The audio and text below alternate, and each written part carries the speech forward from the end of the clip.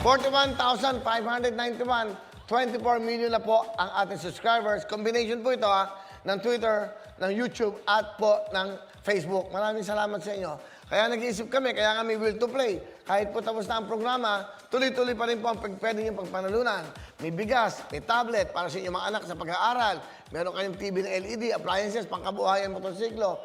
Yan o ang iniisip ng programang ito para sa inyo. So nakakatawa dahil dumadami pa, sana dumami pa yan para mas lalo kami mag-isip. 1 hour and a half, yung pampagtatawagan natin. 1 hour and a half. Kahit po paano, malaking bagay po yan. Sa lang ang natatawagan natin, nabibigyan ng 20,000, nabibigyan ng tablet, nabibigyan natin ng jacket, okay? So, kumbaga parang ako si Simon Cowell, eh. Di ba? Okay, parang ganoon dapat gawin. So, okay, mag-alala.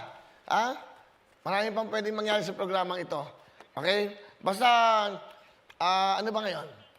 July 13. O, sige, sa July, mga first week ng August, meron ako malaking announcement sa inyo lahat. So, abangan nyo po yan at para malaman natin kung ano mangyayari sa atin. Abangan nyo po yan. Ito po yung decision sa buhay para po sa akin to at para po sa ating lahat. Sana ay maintindihan nyo. Huwag kayong mag-alala, hindi ako kengkoy sa Senado. Hindi kami magkikengkoyan. Tutulong, gagawa ng paraan, gagawa ng batas sa mga taong nagugutom. Hindi po magpapatawa doon. Huwag nyo naman nilalait ang mga artista.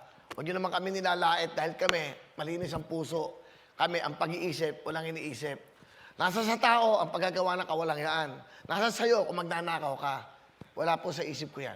Ito ang programa nagbibigay dito, lugi ka pa. Sa totoo lang. Pero dahil masaya ako, dahil nakikita ko lahat ng kababayan namin, nakangiti, masaya.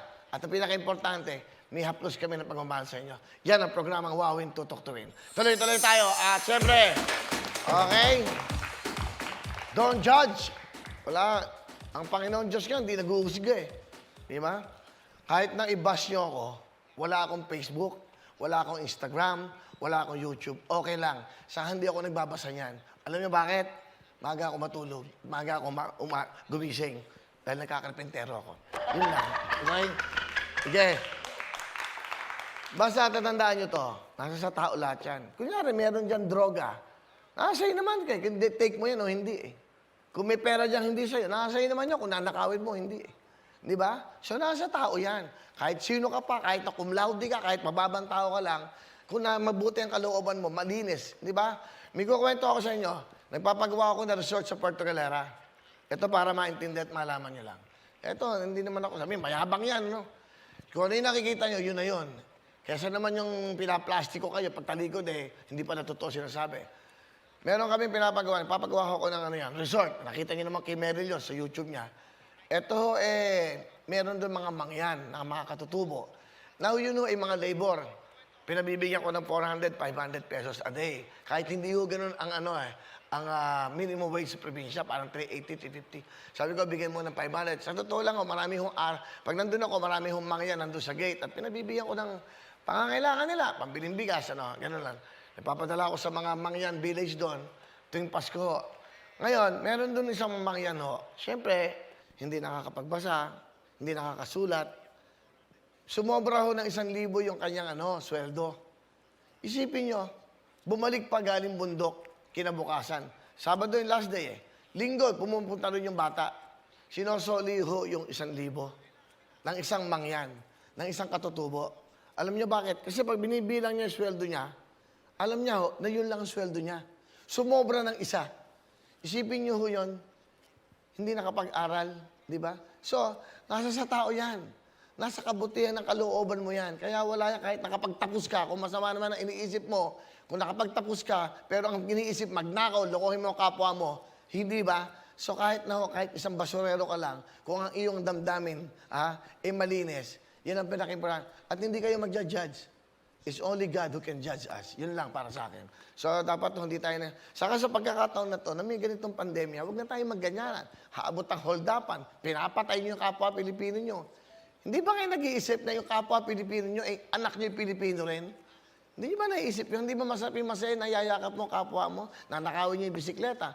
Sa news, after ng wawawin, ano mapapanood? Pinatay, ninakawan, ni-rape, ginito. Hindi ba napakasakit? Di ba? Tapos ito yung pinagdadaanan natin. Di ba? Kaya yung ibang bansa umaasenso kasi may unity May pagmamahal sa kapwa. Mahirap. Mahirap po yung ganyang buhay natin. Hindi ako nagmamagaling. Sinasabi ko na ho sa inyo na ang sarap mabuhay na nakakatulog ka na mahimbing.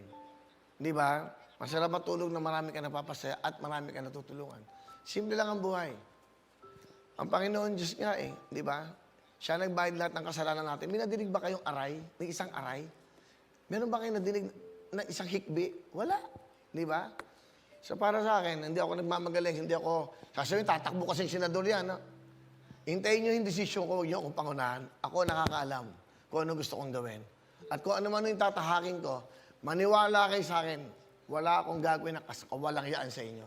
Dahil wala ako sa isipan ko yan. Kontento na ako kung ano meron ako at masaya akong magpasaya para sa inyo. Yun lang po. Okay, tuloy-tuloy tayo.